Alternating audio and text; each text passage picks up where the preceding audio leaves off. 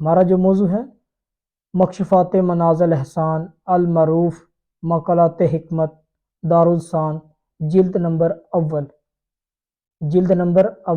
بسم اللہ الرحمن الرحیم ماشاء اللہ لا حول ولا قوت الا باللہ یا حی یا قیوم۔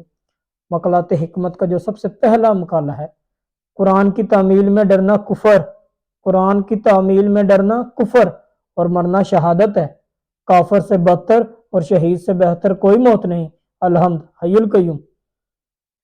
بلبل گایا کرتی ہے اور پروانہ جلا کرتا ہے، گانا کبھی ختم نہیں ہوتا اور جلنا ایک دم کی بازی ہوتی ہے، الحمد حی القیوم۔ گندگی نے کوے کو نکما کر دیا ورنہ وہ بھی ایک پرندہ ہے اور باز بھی، الحمد حی القیوم۔ موتی ہر پرندے کی خوراک نہیں، سہ مرغ ہی موتی کھاتے ہیں اور پچاتے ہیں، الحمد حی القیوم۔ شیطان سالک تھا اگر مجذوب ہوتا کبھی مردود نہ ہوتا، الحمد حی القیوم۔ سالک پہ حکم اور مجذوب پہ محبت غالب ہوتی ہے، حکم محبت کی کبھی برابری نہیں کر سکتا، الحمد حی القیوم۔ خیالات جب پاک ہو جاتے ہیں متحد ہو جاتے ہیں، جب متحد ہو جاتے ہیں بلند ہو جاتے ہیں، اور خیالات کی بلندی انسانی معراج کا ابتدائی مقام ہے، الحمد حی القیوم۔